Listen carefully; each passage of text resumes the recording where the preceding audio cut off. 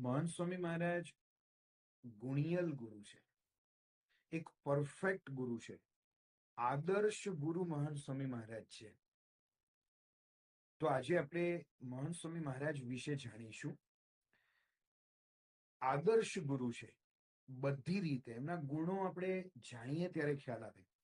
કોઈ પણ ક્રિયા કરે છે તો એની પાછળ એમની જીવન ભાવના કેવી છે એ સમજવા જેવી છે. શરૂઆત કરીએ. મહંત સ્વામી પૂજા પતાવી દે પછી આમ નાસ્તો કરવા પધારે છે. તો એમાંય આપણે જોઈએ સ્વામીની જીવન ભાવના જબરજસ્ત છે. એક વખત અમદાવાદમાં નાસ્તો કરતા હતા. 3 વાડકીમાં બધું પડ્યું હતું. એકમાં બટાકા પૌવા, એકમાં ઉપમા અને એકની અંદર બીજો એક નાસ્તો હતો. તો પત્તરમાં 1 ચમચીથી ઉપમા લેવા આપ્યો સેવક સંતે, તો બાપા માટે બીજી ચમચી લેતા હતા બીજા વાડકામાં નાખવા. તો સ્વામી કીધું, જો એ જ ચમચી તમે આપી દો મને, બીજી બગાડશો નહીં. સ્વામીને કીધું, કેમ સ્વામી? એ કે જો આ 1 ચમચી ધોવા માટે ઠાકોરજીનું પાણી કેટલું બગડે. એ કે સ્વામી બગડે નહીં, તમારા માટે ઉપયોગમાં લે તો પ્રસાદી નહીં થાય ચમચી. સ્વામી કે ના, એ વાત નહીં. અને સ્વામી શ્રી એકવાર નાસ્તો કરતા હતા તો બધા સંતોએ પૂછ્યું કે સ્વામી શું વિચારો છો? એ કે મને જાણ થઈ કે આ જે ઉપમા કે આ વસ્તુ જે છે એ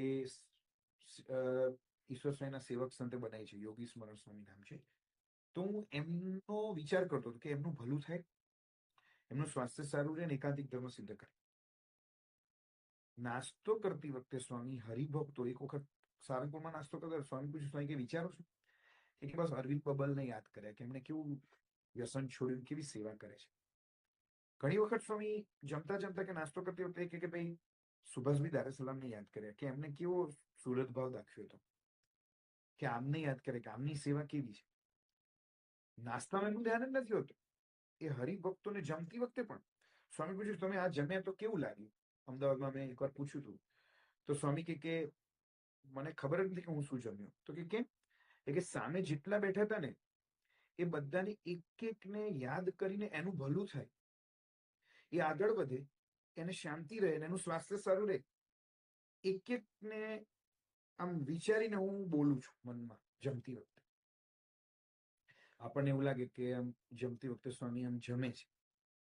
જમતી વખતે નાસ્તો કરતી વખતે એમનું જે પરફેક્શન છે તમે જુઓ તો આમ હાથમાં શેમ્પુ લે તો એટલા બૂંદ થોડાક જ આવવા જોઈએ, વધારે શેમ્પુ ના પડવું જોઈએ. વ્યવસ્થિત હાથ ધોવે, શ્રીમદ સદગુણ શ્લોક વ્યવસ્થિત બોલાવે, એક પણ શબ્દનું આઘું પાછું ના થવું જોઈએ. એકદમ નખ જમણા, બહુ હાથ બગડે નહીં. આમ તો કઈ જમતા જ નથી. આમ તમે જુઓ સેવક સંતોએ એકવાર એવો પ્રયોગ કર્યો સુરતમાં કે સ્વામી જેટલું જમે છે એટલું આપણે જમવાનું શરૂ કરીએ, એટલે થાળનું વજન કરે પહેલા, પછી જમ્યા પછી થાળનું વજન કરે. હવે એટલું જમવાથી તો એમના પગ ઢીલા થઈ ગયા સેવકોના. હવે સ્વામી ક્યાંથી પોતાની શક્તિ જનરેટ કરતા હશે વર્ષો સુધી. તો એક વખત સ્વામી પૂછ્યું કે સ્વામી તમે આમ સાંજે તો બહુ જમતા નતા, કેમ? અને આમ મગના પાણી પર જ વરસો. સ્વામી કે 70% હું મગ ઉપર જ જીવ્યો છું. હવે મગ તમે મોડાઈ ખાવ તો કેવી શું મજા આવે. સ્વામીનો થાળ હોય ને તો આમ બહુ ઝડપથી પતી ના જાય પ્રસાદ તરીકે, કારણ કે બધું મોડું મોડું હોય તો કોઈ લે પણ નહીં. તો એવા જબરજસ્ત આપણા મહંત સ્વામી મહારાજ છે. વિશેષ કરીને સ્વામી પોતે બપોરે આરામમાં જાય, આરામમાંથી ઉઠ્યા પછી બધા જ છાત્રાલયના છોકરાઓને યુવકોને યાદ કરે, મુદ્રાઓ પણ કરે છે, સાંજે પણ મુદ્રાઓ કરે છે. અને એમ કર્યા પછી સ્વામી, આપણે એક વાત રહી ગઈ કે સ્વામી ચાવીને જમે. એકવાર એવું બન્યું કે સ્વામીએ ભેળનો પ્રસાદ પ્રસાદીભૂત કર્યો અને પછી સ્વામી બધા સેવકોને પણ આપ્યો. પણ બધા સંતો હતા, લગભગ 28/6/2017 નો પ્રસંગ છે એટલાન્ટાનો. તો બધાએ 5-10 મિનિટમાં ભેળ પતાવી દીધી. પછી ગુણવત્સલ સ્વામી કીધું કે આમને તો 32 વાર ચાવીને જમે. પછી ચૈતન્યમૂર્તિ સ્વામી કીધું કે સ્વામી સારંગપુરમાં તમે એક વખત છે ને 200 વાર કોળિયો ચાવેલો. તો સ્વામીને પૂછ્યું કે સ્વામી જબરું. એક વખત તો એવું બન્યું, એક સેવકે કીધું કે ચેષ્ટા પહેલા મુખવાસ આપેલો ને તો આખી ચેષ્ટા દરમિયાન ચાવ્યો તો હજુ ચાવવાનો બાકી જ હતો સ્વામી. સ્વામી પૂછ્યું કે સ્વામી તમે આ ક્યારથી ચાવવાનું શરૂ કર્યું? સ્વામી કે અમે ઘરે હતા ને તો અમારા ઘરવાળા બધા કંટાળી જાય, ફેમિલી મેમ્બર બધા થાકી જાય કે કેટલું ચાવે છે. પણ એવું કહેવાય છે કે જે ચાવે ને એને 100 વર્ષ સુધી નિરોગીતા પ્રાપ્ત થાય. ને બહુ જ એમાં વિજ્ઞાન છે. એના અત્યારે સમય નથી, એમાં બધા એન્ઝાઇમ્સ ભળે છે, રોગો ના થાય, ઘણું બધું સ્વાસ્થ્ય સારું. 92 વર્ષે પણ સ્વામીને આમ કમર કે ઢીચણ કે આમ વિશેષ બહુ એવું બધું મોટો પ્રશ્ન નથી. એનું કારણ એ ચાવીને જમે છે. જબરજસ્ત. આમ એમનું જીવન એવું છે કે આપણને દરેકમાંથી પ્રેરણા મળે. પછી સાંજે 4 વાગે જાગીને પોતે ની એક્સરસાઇઝ વોકિંગ કરે. સ્વામીને પૂછ્યું કે સ્વામી આ વોકિંગ અને એક્સરસાઇઝ તમે કે મને યોગી બાપાએ આજ્ઞા કરી ત્યારથી હું વર્ષોથી 40-50 વર્ષથી એક્સરસાઇઝ કરું છું. એક વખત સ્વામીને અમેરિકાના સંતોએ પૂછ્યું કે સ્વામી તમે તો ઓપ્શન્સ આપે કે સ્વામી તમે આ કરો છો એમાંથી બેસ્ટ શું? એ વોકિંગ, બી યોગાસન, સી મુદ્રા અને ચોથું એક્સરસાઇઝ બધી કરે છે, સ્ટ્રેચિંગ એક્સરસાઇઝ ને બધું કરે છે સ્વામી. તો સ્વામી કીધું કે walking is the best exercise. કારણ કે મેં રિજસ ડાયજેસ્ટમાં એક લેખ વાંચેલો કે જે વોકિંગ કરે એને બધી દવાઓ ફેંકી દેવી પડે. તો સ્વામી કસરત પણ રેગ્યુલર કરે છે, મુદ્રા પણ રેગ્યુલર કરે છે, યોગાસન પણ, સ્ટ્રેચિંગ એક્સરસાઇઝ, આસનો જબરજસ્ત. સ્વામી અઘરા અઘરા આસનો કરે છે. એક ઓમ નામનો અહીંયા આણંદનો એક યુવક છે, એ પણ એક્સરસાઇઝ એટલે આવા આસનો કરતો હતો સ્વામી. સ્વામી કીધું કે આ આસન છે ને બહુ અઘરું આસન છે, એ હું પણ કરું છું. એ વખતે સ્વામી કીધું અત્યારે 92 વર્ષની ઉંમર કદાચ એ આસન નહીં કરતા હોય, પણ બધું જ સ્વામી કરે છે. તો એમના જીવનમાં છે ને આપણને જોવા મળે. પછી પોતે સભામાં પધારે છે. એક વખત પોતે સાંજના સમયમાં એક્સરસાઇઝ કરતા હતા. પછી એક્સરસાઇઝ કર્યા પછી થોડું રેસ્ટ માટે બેઠા. લગભગ પહેલો મહિનો ને 2018 હિંમતનગરમાં બિરાજમાન હતા. તો આમ ખુરશીને ટેકો ના દીધો. સંતોએ કીધું સ્વામી ટેકો લઈને આરામ કરો કારણ કે થોડું બ્લડ પ્રેશર લઈ લઈએ. તો સ્વામીએ કીધું કે ટેકાની તો મેં ટેવ જ પાડી નથી. આ ટેવ એક સહજાનંદ સ્વામીને ન પડે અને બીજા મહાન સ્વામીને ન પડે. તો જબરજસ્ત પુરુષ.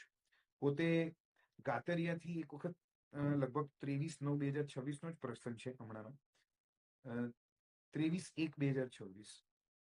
તો એમાં એવું બન્યું તો સ્વામી પોતે બોચાશ્રમમાં તો સ્વામી એમ સાયન ભ્રમણ પત્યું પછી, સોરી 2026 નો નહીં પણ કદાચ 2016 નો હશે.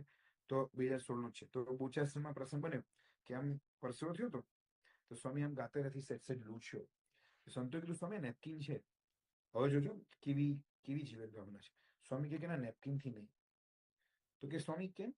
સ્વામી કે જો આ ગાતરી દરરોજ ધોવાય છે એટલે આ બધું ચોખ્ખું રહે, પરસેવાથી લૂછીએ ને. હવે નેપકિન 2-3 દિવસે તમે ધોવો. ના ના કે સ્વામી દરરોજ ધોઈએ છે. પણ આપણને આવો કોન્સેપ્ટ આવે.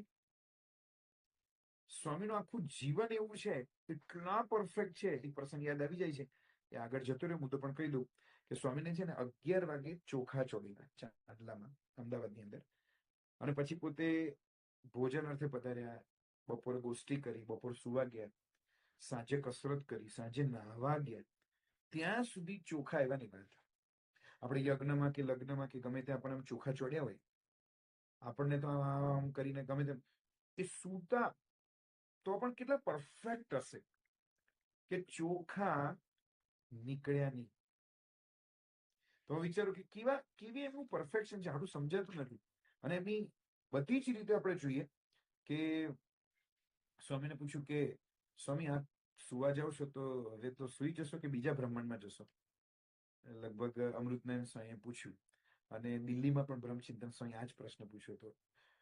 26/12 નો અમૃતનારાયણ સ્વામીનો પ્રસંગ છે ને 21/4 નો બ્રહ્મચિંતન સ્વામીનો. તો સ્વામીએ કીધું કે અમે સુવા જઈએ ને તો સુવા નથી જતા. તો કેમ કે આ બ્રહ્માંડનું કામ થોડું પતાવી દઈએ હવે બીજા બ્રહ્માંડમાં.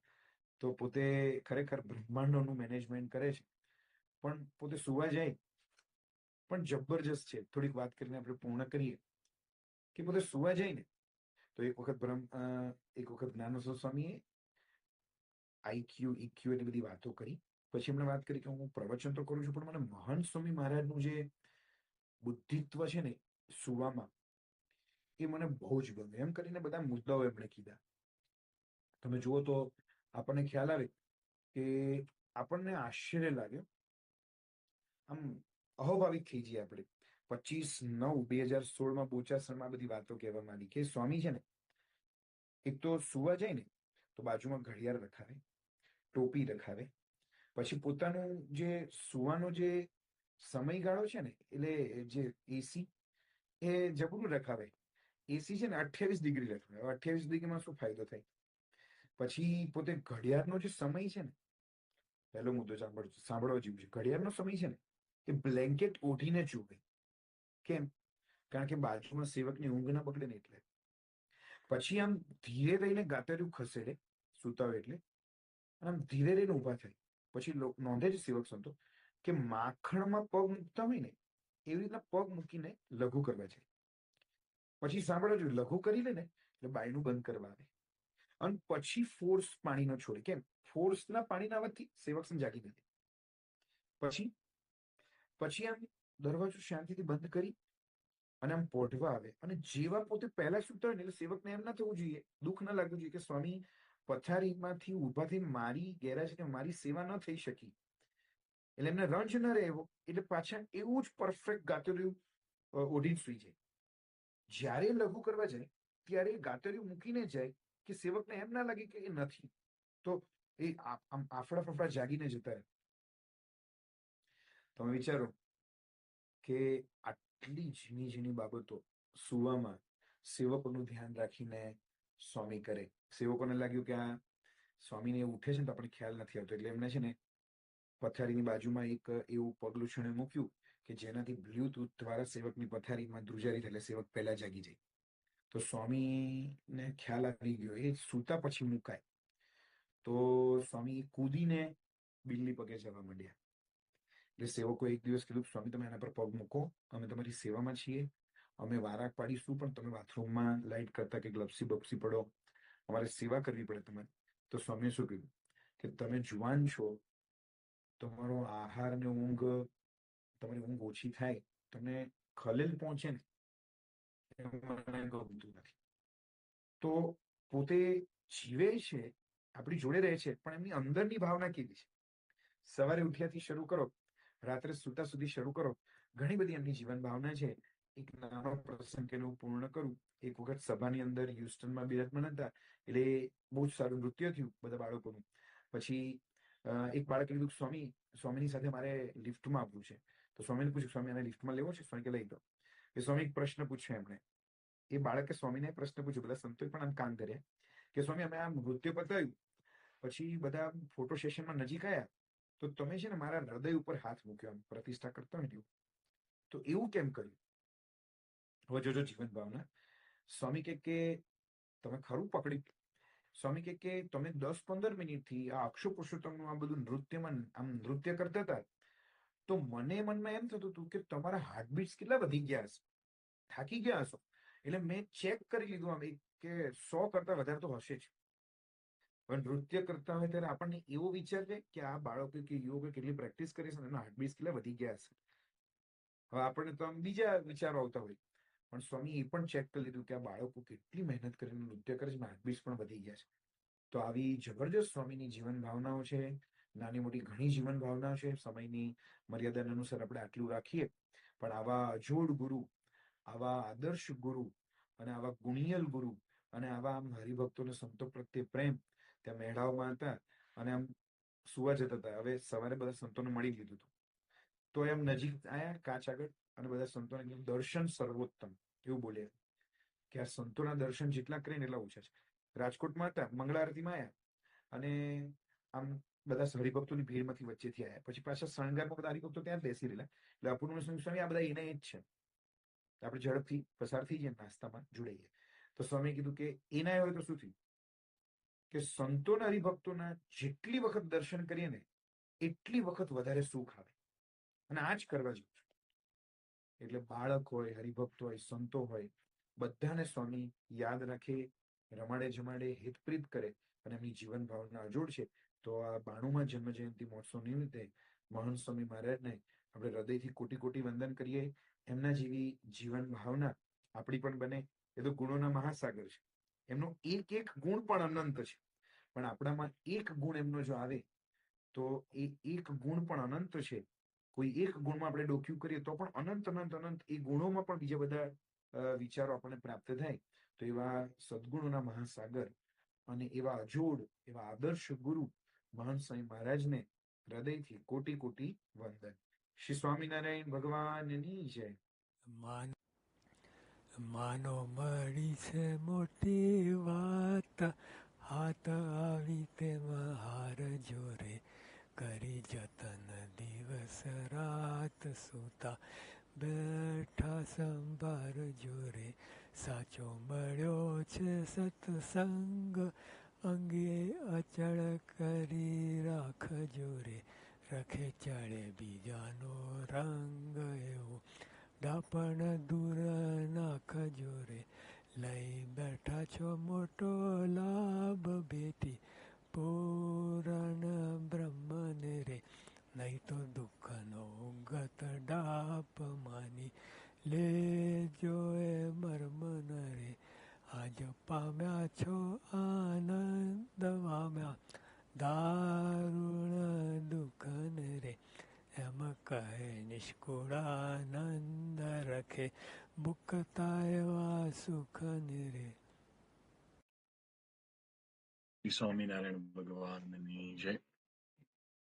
આપણને છેલ્લા 3 દિવસથી પૂજ્ય વેદ મનન સ્વામીએ ખૂબ સુંદર સત્પુરુષની એક ક્રિયા પાછળનો કેટલો શુદ્ધ હેતુ અને એમની જીવન ભાવના, અને ખરેખર આપણે મહાન સ્વામી મહારાજના દર્શન તો કરીએ પણ બાપાની દરેક ક્રિયા પાછળ કેટલો પ્યોર ઇન્ટેન્શન્સ એમના હોય છે એ આપણને ખરેખર બહુ સારો દ્રષ્ટિકોણ એમને આપણને આપ્યો, અને આના પરથી એક વિશેષ પ્રાપ્તિ થઈ છે આપણને કે આવા ગુણિયલ આદર્શ ગુરુ કે જેમની દરેક ક્રિયાની પાછળની ભાવના કેટલી ઉદાર છે.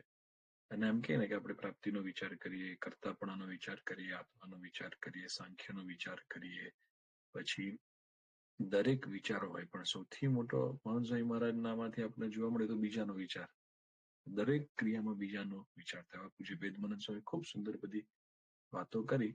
તો એ પૂજ્ય વેદ મનન સ્વામીનો આપણે ટૂંકમાં પરિચય જોઈએ તો તેઓએ 2012ની સાલમાં એમણે પ્રમુખ સ્વામી મહારાજના વરદ હસ્તે એમણે દીક્ષા ગ્રહણ કરી, અને ત્યારબાદ એમણે પોતે મેડિકલ MBBS થયેલા છે, ડોક્ટર છે પોતે, અને પ્રમુખ સ્વામી મેડિકલ સેન્ટર જે કરમસદ ત્યાંથી પોતે ભણ્યા અને વિદ્યાનગર છાત્રાલયમાં ભણતા હતા.